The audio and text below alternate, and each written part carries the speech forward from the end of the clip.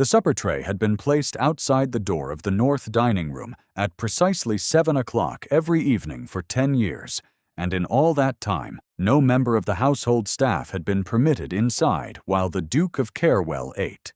The tray went in. The tray came out.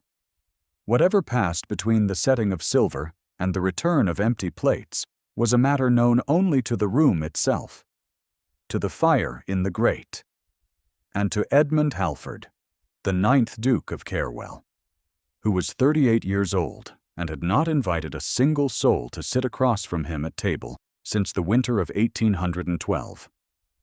Nora Bassett had been in service at Carewell Park for precisely 11 days when she broke the rule. She had not intended to break it. She had intended only to carry the tray from the kitchen corridor to the north dining room door, set it on the marble table in the hall, knock twice as she had been instructed, and retreat. That was the whole of her task. It was the simplest task in a house of complicated ones, and she had performed it without error for 10 evenings running. On the 11th evening, she arrived at the hall table to find that someone had placed the tray there already, that the covered dishes had shifted in transit, and the soup had spilled beneath the lid, pooling cold and gray in the silver rim, and that the knock had already been knocked, and the Duke's voice had already said, from just behind the door, "Enter." She stood with her hands at her sides. The soup was ruined. She did not have another bowl. She opened the door. The north dining room at Carewell Park was not what she had expected of a room in which a man chose to eat alone. She had expected austerity, a chair drawn close to the fire, a single setting at one end of a long table. What she found was a room that had once clearly been intended for company, a table long enough to seat 20, the remaining chairs pushed back against the walls in pairs, the candelabra lit at both ends as though awaiting guests who had never come. The Duke stood at the far window with his back to her, one hand at his side and the other pressed flat against the glass, and the evening's last light, gray and cold from the November park, fell across his shoulders and made him look like a figure in a painting that had not yet found its name. "You are not Dawson," he said without turning. "No, Your Grace," Nora said. "I am the new housemaid. Miss Bassett. Dawson was unwell this evening, and I was sent in his place. The soup has spilled. I came to tell you before you found it yourself." He turned then. She had formed a picture of the Duke of Carewell from 11 days of household description. And the picture was wrong. She had expected severity, a lean face, a cold set to the jaw, eyes that moved over a servant, and found nothing. What she found was a man whose face carried its history in it, all the lines honestly earned, and eyes that, when they settled on her, were not cold at all. They were watchful. They were, if she had been asked to name it, careful. "The soup has spilled," he said. "Yes, Your Grace. And you came to tell me. I thought it better than that you discover it at table." There was a pause, in which she became aware of the fire behind her, and of the fact that she was standing in the north dining room of Carewell Park, speaking directly to a man who had not, in 10 years, willingly been spoken to by anyone below the rank of butler. She could feel her own pulse in her wrists. "There is bread," she said, "and the cold beef from this afternoon. It wants reheating, but I could manage that, if Your Grace would permit me a moment in the kitchen." He looked at her for a long, measuring moment. "You cook," he said. "I did before. In my father's house. He was a clergyman, and we kept no proper cook." She stopped herself. He had not asked for her history. "Forgive me," I spoke out of turn. "I did not say so." He turned back to the window. "Reheat the beef." She was back in 20 minutes with the beef properly warmed, and a broth she had assembled quickly from the evening's stock, and a heel of the good bread, and a small dish of the quince preserves she had noticed on the kitchen shelf. She set these at the near end of the long table, the end closest to the fire, where the light was warmest. She did not presume to lay a second setting. She turned to go.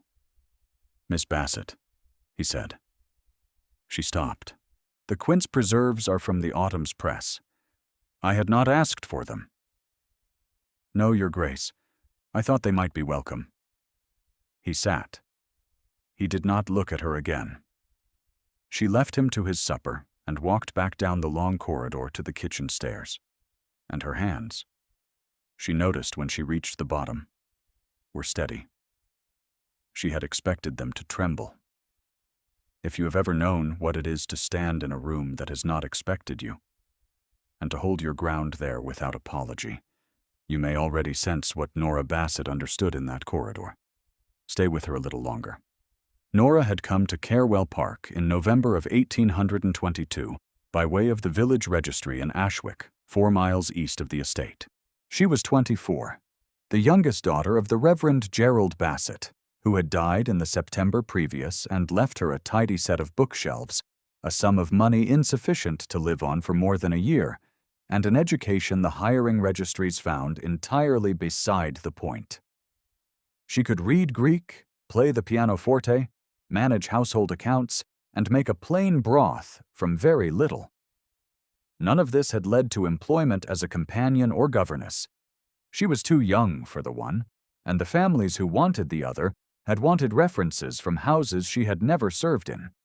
She had taken the housemaid position at Carewell Park because the letter of engagement from the housekeeper, a Mrs. Fenton, had made no mention of references beyond the registry's endorsement, and the wage was enough to live on, and she was beginning to understand what it meant to have very few choices and a very clear mind. The other maids had told her about the Duke the morning she arrived. Not unkindly. They told her carefully, the way people described a sleeping animal one must pass. His name, Polly told her, was Edmund. He had held the dukedom for 12 years, since his father's death. He had been married once to a woman named Caroline, and she had died in January of 1812, 11 months after their wedding. And since that day, he had eaten alone in the north dining room every evening, refused all invitations, and last been seen at a social gathering at the autumn ball in Malton 4 years past, when he had stood against the wall for an hour and left without speaking. Polly relayed it with hushed respect, as one might describe a cathedral. "And no one asks after him?" Nora had said. "His sister, Lady Mayhew, comes in the spring," Polly said. "She stays a fortnight. They walk together. Beyond that, no." "And no one in the county calls?" "Mrs. Darville tried, 2 years past. Brought her daughter. The butler turned them away at the drive." Polly paused. "The daughter is very handsome. It made no difference." Nora had thought about this for the rest of that first day, and filed it in the part of her mind where she kept things she did not yet understand, alongside the nature of grief that sealed itself rather than spending itself, and the question of what a man ate for supper when he was determined to eat it alone. The second evening after the soup, she was sent again, Dawson being still unwell, and she carried the tray correctly and set it outside the door, and knocked twice, and heard his voice say, "Enter." And she opened the door and put the tray on the sideboard near the fire, and turned to leave. "The quince preserves again," he said. "Yes, Your Grace." She had included them again without thinking. She caught herself. "I will omit them, if Your Grace prefers." I said nothing about preference. She left. She walked back down the corridor and reflected that the Duke of Carewell communicated primarily in statements that were technically neither approval nor disapproval, but carried both possibilities inside them, and that managing this was a skill she would either develop or find intolerable. She developed it. By the 3rd week of her service, Dawson had recovered, and the evening tray was once again his responsibility. And Nora had no particular reason to think about the north dining room at all. She carried linens, polished silver, laid fires, and learned which upper corridors creaked at which boards. She was good at her work, and Mrs. Fenton, who was a fair woman, acknowledged it in the small daily currency of a nod. Polly told her, on a Tuesday, that the Duke had asked Dawson whether the housemaid who had brought his supper the fortnight previous was still in the household. Nora set down the silver she had been counting. He asked after me. After the housemaid who had brought the supper, Polly said carefully.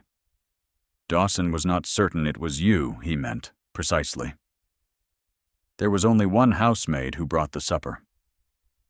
Yes, Polly said. That is what Dawson told him. She did not know what to do with this information, and so she filed it in the same part of her mind as the other things she did not yet understand. And she went about her work, and she did not mention it to anyone.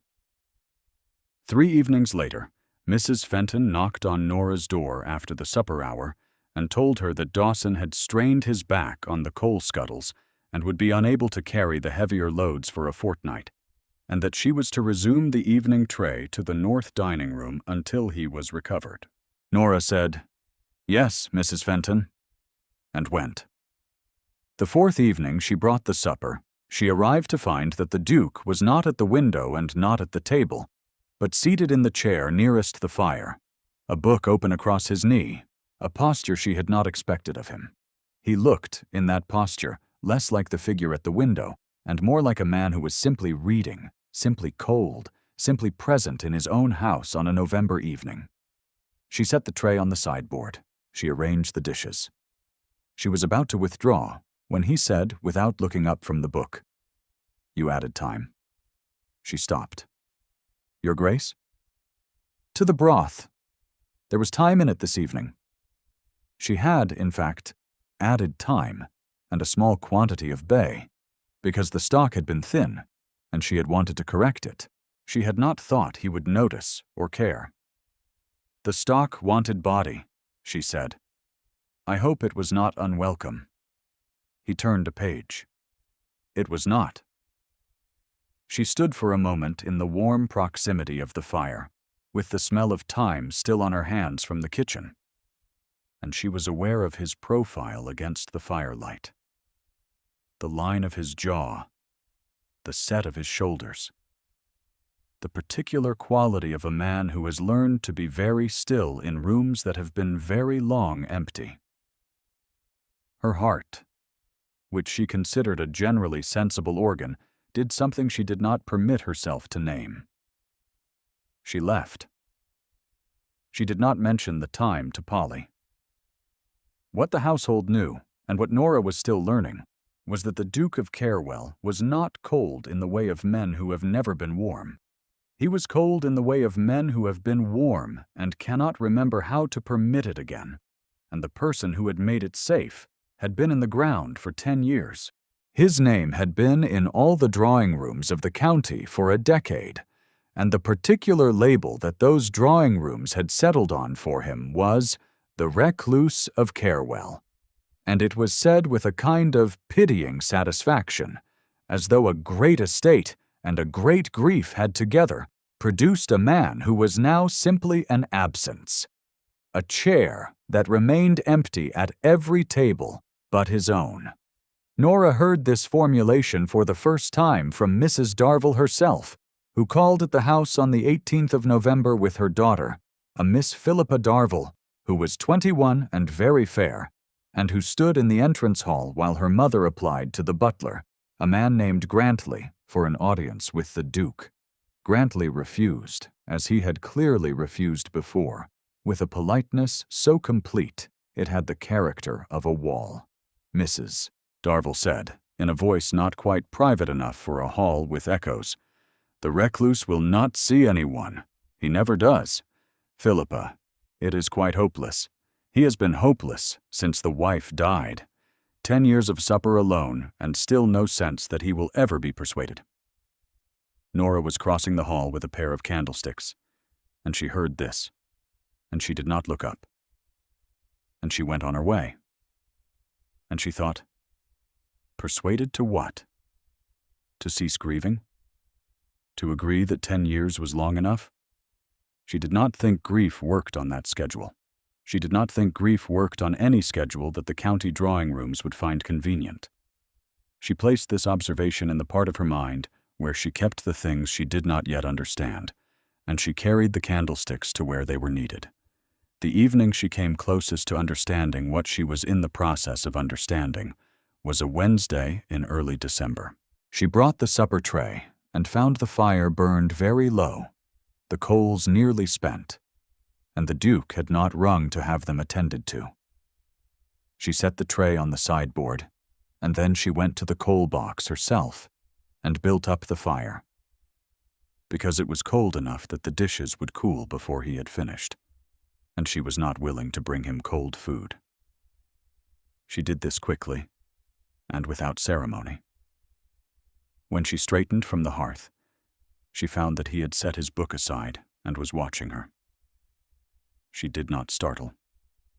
She steadied herself against the mantel and said, "Forgive me." The fire was low. "I had not noticed," he said. It was a simple statement. She could hear in it what she had learned to hear, which was that it was not quite only a statement about the fire. "You were reading," she said. "I was." He paused. A log settled in the grate. "What is your name? Your given name?" She had not expected this. "Nora," she said. "Eleanor, properly, but Nora." He said nothing further. She finished setting the sideboard and withdrew, and she stood in the corridor outside the closed door for a moment, her hand still warm from the coal box, the smell of wood smoke in her hair, and she understood that she was in some difficulty of a kind she had not yet found the exact vocabulary to describe. She had not come to Carewell Park looking for anything except employment and a reasonable wage. She had come with a small trunk, good habits, and the knowledge that she was capable of more than her position required, but that her position was what she had. She had not come looking for a man sitting alone by a fire who noticed time in his broth and remembered how a fire ought to be built. She went to bed that evening and lay looking at the ceiling of the small room she shared with Polly, who was asleep. And she thought about the particular problem of coming to care about something one had no standing to care about. And she decided that caring was not the same thing as doing. And she slept. She was mistaken on one small count. Not about caring and doing. She did not confuse those. She was mistaken about the danger, which was not that she might do something she ought not to do. The danger was something else, and it arrived from a direction she had not watched.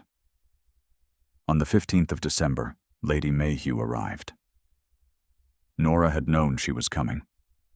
Mrs. Fenton had overseen the blue rooms in the East Wing for 3 days, the linen freshly pressed, a fire laid in the morning room where his sister liked to take her tea. She arrived in the late afternoon, a woman of 40 with her brother's watchful eyes, and considerably more ease in them, and she greeted the household with the confidence of a woman who had grown up in this house, and loved it without reservation. Nora saw her only at the edges of her duties, carrying things from one room to another. Lady Mayhew did not look through Nora the way some guests did, but neither did she look at her with particular attention. This was fine. It was proper. The fine and proper arrangement lasted exactly 2 days. On the second evening of Lady Mayhew's visit, Nora was carrying the supper tray to the north dining room when she heard voices inside the room. Lady Mayhew's, clear and a little urgent, and the Duke's, low and level, saying something she could not hear. She knocked. There was a pause. Lady Mayhew said, loud enough, "Do come in." She entered with the tray. The Duke was at the window, his usual posture of looking out at the dark park.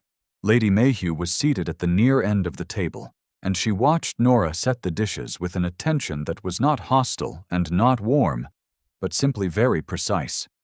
"This is the girl?" Lady Mayhew said to her brother. "Miss Bassett," he said without turning. The new housemaid. The one who built up the fire. He said nothing. Lady Mayhew said pleasantly to Nora, "You are the one who has been cooking the supper." "Supplementing it, my lady. I am not the cook." "You have been adding to the tray. Polly told my maid. The quince preserves. The thyme." Nora kept her hand steady. "The tray sometimes required it, my lady." Lady Mayhew studied her for another moment, the way a woman studies a thing she cannot quite place in any of her existing categories, and then she said, with a careful pleasantness, "You are a housemaid." "Yes, my lady. Only a housemaid. Nothing more." It was said without malice. It was said with the comfortable certainty of a woman who had spent 40 years in a world where the categories were correct. And it landed the way such sentences always land, without cruelty, without any particular intent to wound, and with the full force of the world behind them. Nora said, "Yes, my lady," and withdrew. In the corridor, she pressed one hand briefly against the cold wall and felt the stone against her palm, and she thought, "Yes, only a housemaid, nothing more." She knew what she was. She had always known what she was. The knowing did not make the words smaller. Lady Mayhew left after a fortnight. December deepened toward Christmas. The county assemblies began, and Polly and one of the footmen were given an evening for the dance in Ashwick. Nora stayed. She had not expected to be invited, and she spent the evening reading in the kitchen beside Mrs. Fenton, who had a tolerant nature and did not mind a housemaid with a book. On Christmas Eve, the Duke of Carewell left the house. This was, Polly informed her, the first time in 4 Christmases that he had done so. He went alone, early in the afternoon, and was gone 3 hours. When he returned, Grantley told Mrs. Fenton, in the way important household news always moved, that the Duke had gone to the churchyard in Ashwick. Nora thought about this for a long time. She had known his wife's name, Caroline, since Polly first told her, and now she understood what it meant to spend 10 years carrying something to a grave and coming home to an empty table. She understood it in the particular way that comes from knowing grief not as an abstraction, but as a specific weight in a specific chest. Her father had been dead 3 months. She carried him everywhere she went. On Christmas morning, she was given permission to attend services in Ashwick. She walked the 4 miles through frost and found a pew near the back, and sat through the service. And on her way out, she passed a grave in the churchyard, a white marble stone in the new section, and she paused and read the name on it. Caroline Eliza Halford, beloved wife, 1788 to 1812. She stood for a moment in the cold air, the frost still on the grass, and she thought about a man who had been 28 years old when the world had contracted to this stone, and who had arranged his entire life around the shape of the absence. She went back to the house. She made broth. That evening, the 25th of December, she brought the supper tray to the north dining room for the last time, she thought, as Dawson had recovered and resumed his duties. She knocked. She entered. She set the dishes. She had added to the tray a small sprig of rosemary she had found still living in the kitchen garden, because it was Christmas, and because the house was very quiet. He saw it immediately. "Rosemary," he said. "For the season," she said, "and for remembrance." "I thought." She stopped. "I am sorry. It was presumptuous."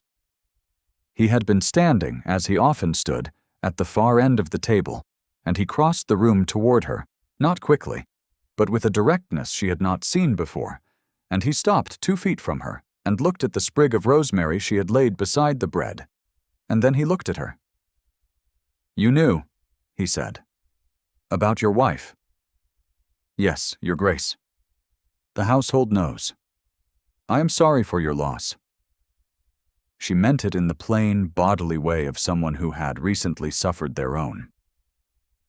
"I went past the stone this morning. in the churchyard. I walked to the service in Ashwick. He was very still. The fire made the only sound in the room for a long moment, and she could see, in the set of his face, the place where the grief lived. The way it had arranged his features into a careful maintenance of composure across what had clearly been, for a decade, very little respite. She had seen it in her father, in the last years, the way a person's losses accumulated into a weight that did not show except in the slowing of the step and the quality of the silence.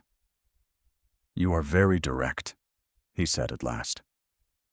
"I was not always in service," she said. "I was a clergyman's daughter. We had few enough servants that I spoke to the ones we had. I am not always certain where the line falls." "The line," he said, "is generally considered to fall before sympathy is offered to a duke on the matter of his late wife's grave." "Yes, Your Grace." She dropped her gaze. "I apologize." "Nora." She looked up. It was the first time he had used her name, and it was said quietly, without ceremony. But it landed in the room like a lamp being brought into a room that had been dark for a very long time. "Do not apologize," he said. She left him to his supper. She went back down the corridor, and her hands, she noticed, were not steady this time. The first week of January brought Lady Mayhew's letter. It was addressed to Grantley, which was proper, but Grantley shared its contents with Mrs. Fenton, and Mrs. Fenton shared them with no one except in the privacy of her own room, except that Polly had very good ears and a thin wall, and Polly shared them with Nora on the second morning. Lady Mayhew had written to say that she had spoken with the Duke before she left, and that she was very concerned at what she had observed during her visit, and that she would appreciate Grantley's assistance in managing what she called the household's current irregularities, by which she meant, Polly said, the fact that the new housemaid had been spending too much time in the north dining room and too little time remembering that she was a housemaid. There was nothing in the letter that was precisely wrong. Lady Mayhew was not a cruel woman, and her concern was for her brother, and her assessment was, by any measure, the county would have recognized, entirely correct. A housemaid was a housemaid. The Duke of Carewell was the Duke of Carewell. The distance between these two things was a matter of the structure of the world, and that structure had been in place for longer than anyone in the house had been alive.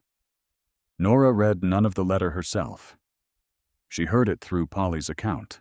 She sat with a length of hem she was repairing, and she thought about whether she had done anything that the world's structure did not permit, and decided, after careful examination, that she had not. She had brought supper. She had rebuilt a fire. She had added thyme to a thin broth. She had placed rosemary on a tray on Christmas evening, and said she was sorry for a man's grief. If this was an irregularity, she was not certain what the regularity was supposed to look like. Grantley, who was a man of 50 with a deep sense of the proper order of things and a faint, reluctant sympathy for competence wherever it appeared, spoke to her the following morning. He did not repeat Lady Mayhew's phrase. He said, with great precision, "The Duke's supper arrangements are Dawson's responsibility, and should remain so. Mrs. Fenton will reassign your evening duties accordingly." "Yes, Mr. Grantley," she said. "You have done nothing wrong," he said, after a pause that cost him something. "I know," she said. She returned to her regular duties. The evenings were Dawson's again. December became January, and January grew cold and gray, and Nora did her work without complaint, and she was aware every evening at 7 o'clock of the north dining room at the end of the upper corridor. The way one is aware of a room in which something has changed, even from a considerable distance.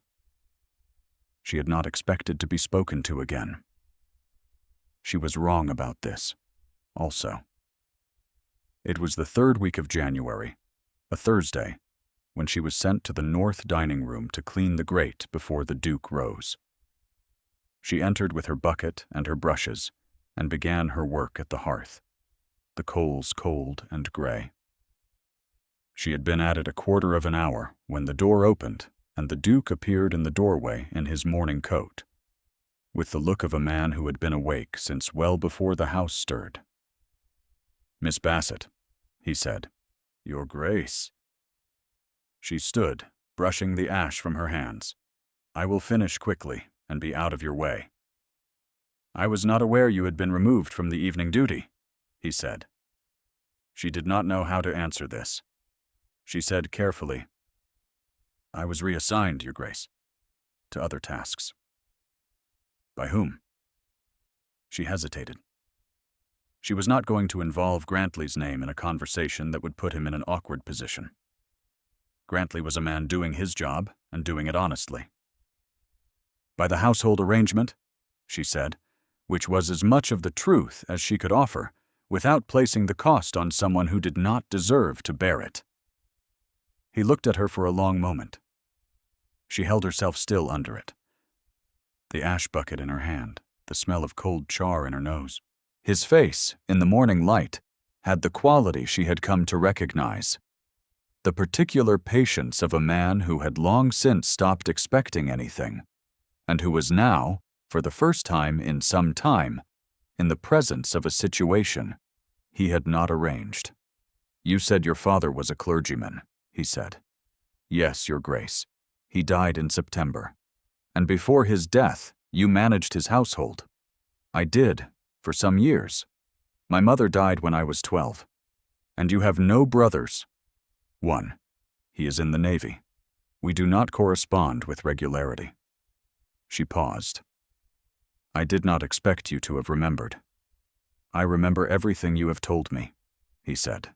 The fire in the grate was cold, and she was standing in front of it with her hands gray with ash, and there was nothing at all that was suitable about any part of this conversation. And she was aware of all of this with great clarity. And she was also aware of a warmth in her face that had nothing to do with any fire, and everything to do with the fact that he remembered. "Nora," he said. She did not look away. "I would like you to resume the evening supper." She thought of Lady Mayhew's letter, of the word irregularities, of the structure of the world and the distance the world had measured between a duke and a housemaid. She thought of what it would cost Grantley and cost Mrs. Fenton and cost Polly, in small ways, if she said yes. She said, "I do not think the household arrangement would permit it, Your Grace." He said, "I will speak to Grantley." She said very quietly, "I think you should understand that if you speak to Grantley, the household will draw certain conclusions, and those conclusions may not serve Your Grace's interests." He was silent for a moment. "Or yours," he said. "I am a housemaid," she said. "I have no interests of the kind you mean." His jaw tightened very slightly. It was the first expression she had seen from him that was not composure, and it moved across his face and was gone before she could have named it to anyone with certainty. He said, "You are a woman who can make a broth from very little and rebuild a fire without being asked and tell a duke when he has left a conversation improperly finished. You have considerably more interests than the phrase housemaid encompasses." She stood in the cold morning air of the north dining room and felt the truth of this like a hand placed steadily between her shoulder blades, and she did not know what to do with it, except to accept it and not let it undo her. "I will finish the grate," she said, "and I will bring the supper this evening, if Mrs. Fenton permits it."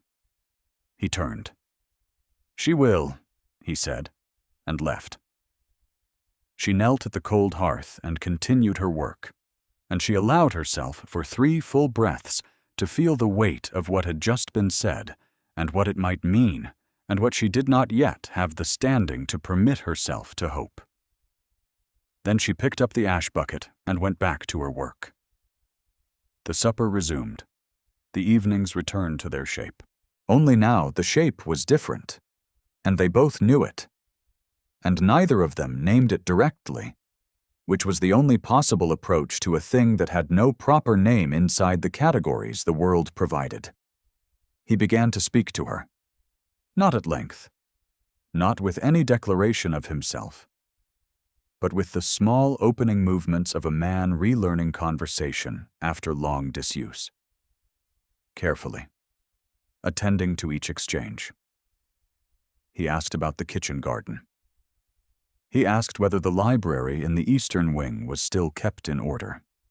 He asked, one evening in February, whether she played the pianoforte, and when she said that she did, he said only that the instrument in the drawing room had not been tuned in 2 years. She had it tuned the following week, at her own arrangement. She said nothing about it. He found out, because he walked past the drawing room on a Tuesday afternoon when she was checking the tuning by playing a few bars, and the door was ajar, and she heard his footsteps stop outside, and she stopped playing, and neither of them spoke through the open inch of door. She resumed playing. He did not walk away for some time. The evening he came closest to speaking directly was a night in late February. The supper had run late. She had made a proper roast of the good mutton, and it had wanted longer than she had anticipated, and she arrived a full quarter of an hour past 7, with an apology already formed. He waved it aside. He was at the window, and he turned when she came in, flushed from the kitchen, and with her hair escaped from its pins on one side, and she put the dishes on the sideboard and turned to go. "Nora," he said. She stopped, as she always stopped. He crossed the room, not quite all the way, leaving 6 feet between them, which was, she understood, a careful distance. "I have written to my solicitor," he said. She waited. "On the matter of the Carewell living at Ashwick. The parish there is without a permanent incumbent. My solicitor will be in correspondence with the bishop's office." He paused. "Your father served there for 12 years. She understood what he was doing, and what it cost him, and what it was not able to be, not yet, and she felt the full weight of it settle quietly in her chest. He was doing the thing within his reach, offering something that had the shape of a gift without the word attached to it. "Your Grace is very kind," she said. He looked at her with those watchful, careful eyes, and he said, "I am not kind. I have not been kind in some time. I am trying to be." He looked away, toward the window, toward the dark park. "That is a different thing." She stood in the fire-lit room with her hair undone and her hand smelling of the kitchen and her whole chest aching with the particular tenderness of watching a man learn to want something again, and she said the only true thing she could safely say, which was, "Yes, Your Grace, it is." She left. She walked the corridor, and at the bottom of the stair she stood for a moment with her hand on the newel post, and she thought that the world she had known before September, before Carewell Park, before the north dining room at 7 o'clock, had already receded so far that she could barely find the shape of it. Mrs. Darville called again in March. This time she did not come alone. She brought Miss Philippa Darville, who was now engaged to a baronet, and Mrs. Grantham, the wife of the largest landowner in the next county, who had been attempting to improve her family's connection to Carewell Park for 3 seasons. She brought, in short, a degree of social determination that suggested the interval since her last refusal had been spent in planning. Grantley admitted them. This surprised the household. He admitted them because, Nora learned later through Polly, who learned through Grantley's own valet, that the Duke had told Grantley the previous day that he would receive Mrs. Darville if she called. This was the first time in 4 years the Duke of Carewell had agreed to receive a social call. The meeting took place in the drawing room, and Nora did not see it. She was in the upper linen rooms, working through the winter inventory, and she would not have thought about it at all, except that she heard, as the afternoon passed, the particular sounds of the drawing room in use, voices and the occasional movement of chairs, and she wondered how he was managing something he had not done in so long. She learned what had passed in it later from Polly, who had been carrying tea in and out. Mrs. Darville had been pleasant and thorough.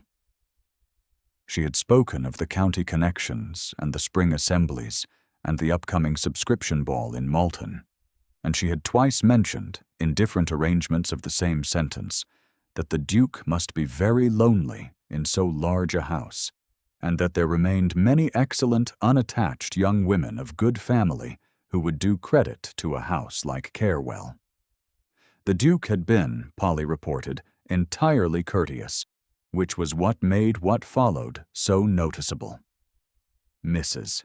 Darville had said, over her third cup of tea, that she had heard rumors that the Duke had been spending his evenings with rather unusual company, by which she meant, she said, that one of the maids had apparently been making herself very free with the dining room and its arrangements, and that she hoped the Duke's household was in good order. Polly had been at the door with a fresh plate of biscuits when this was said, and she had heard clearly what followed. The Duke had said, with a quietness that was not small, "Miss Bassett has my full confidence. She is a woman of education and discretion. I would be grateful if you would not discuss her in those terms." Mrs. Darville, Polly said, had not known where to look. The subscription ball in Malton was held on the second Friday of April. Nora was not invited. She was not of the company that attended subscription balls. She spent the evening in the kitchen, helping with the preparations for the household supper, and she went to bed at the usual hour and did not think about the ball. She learned the next morning what had happened there. The Duke of Carewell had attended. He had arrived late. He had stood against the wall for the first half hour, and then, when Mrs. Darville had made, in front of a sufficient number of the county's most attentive ears, the remark that it was very strange indeed to see the Duke out in company after all this time, and that one could only wonder what had persuaded him to leave his kitchens, he had said, in a voice level enough to carry to every corner of the room that happened, in that moment, to be attending. "It is not the kitchens. It is the company." Mrs. Darville said, later, that she had not understood his meaning. Everyone else in the room had understood perfectly. He returned from Malton in the late morning, and Nora was in the upper corridor with a set of fresh curtains for the morning room, and she heard his boots on the stairs, and she turned, and he stopped on the landing, and they stood looking at one another in the pale April light that came through the high window, and neither of them spoke for a moment.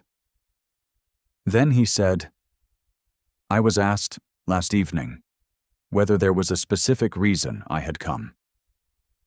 She waited. "I told them there was."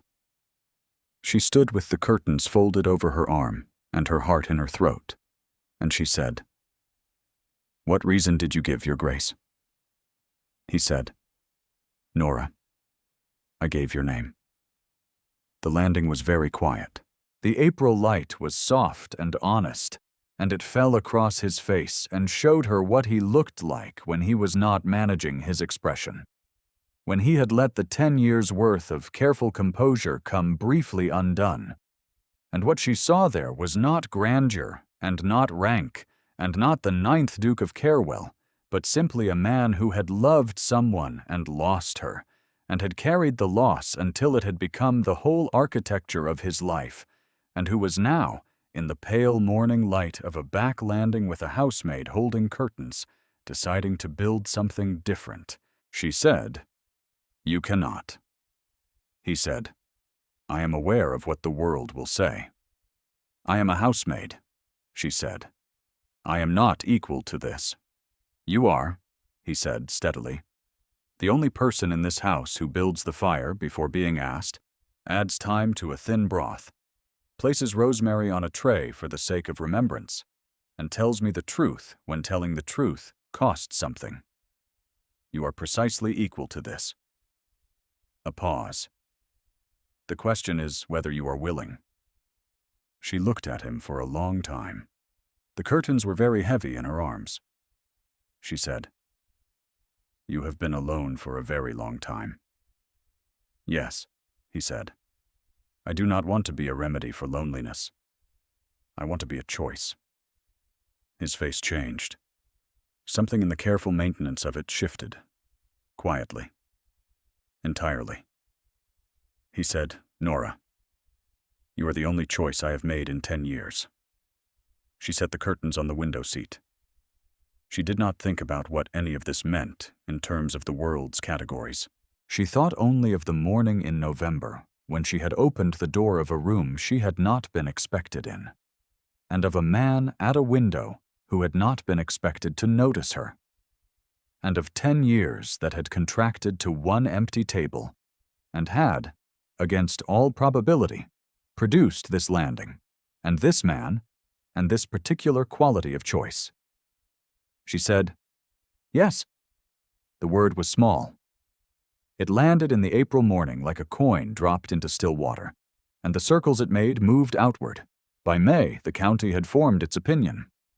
"The Duke of Carwell had lost his senses," said Mrs. Darville. "The housemaid must be something quite out of the ordinary," said everyone who had thought about it carefully. The Reverend Bassett's youngest daughter had always been a very capable girl, said 3 or 4 of the older residents of Ashwick, who were not particularly surprised. Lady Mayhew came in June, as she always did. She stayed for 3 weeks. On the second evening of her visit, she sat across from her brother in the drawing-room, and she looked at his face for a long time, and she said, "You have color in you." "It is June," he said. "Edmund." She looked at him. He looked back at her. And what she saw in his face she had not seen since before Caroline died, which was a man who was present in his own life. She said, "How did she manage it?" He said, "She did not manage anything. She cooked supper and told me the truth." Lady Mayhew was quiet for a moment. Then she said, "I wrote that letter." "I know," he said. "I was wrong," she said. He said nothing, because there was nothing that needed to be said. Nora and Edmund Halford, the 9th Duke of Carewell, were married in the church at Ashwick in the first week of October, before the frost came, on a morning when the light through the old stone windows was the particular quality of English autumn light that is both clear and golden, and a little sad, the way all beautiful things in their season are a little sad. The ceremony was attended by the household, and by the solicitor, and by Lady Mayhew, who stood near the front and held her own composure with the particular effort of a woman who has understood that she was wrong in time to be glad about it. Nora's brother, Lieutenant Thomas Bassett, was at sea and did not make it home in time. She had written to tell him, and she carried his reply in her pocket. 4 lines, congratulations, and the postscript that their father would have found the whole business very satisfactory. She thought about her father on the walk back from the church, through the frost-beginning grass of the October churchyard, and she thought also of the stone in the new section, white marble, and she understood that she was not replacing what had been there before and was not supposed to, and that a house that had been arranged around an absence could still, with sufficient care, become a house arranged around a presence. The two things were not in opposition. They were, in the right hands, simply successive. By the evening of that first day, the north dining room had been laid for 2. Nora sat across from Edmund at the end of the long table where she had first set a dish of quince preserves in the warm light of the candelabra.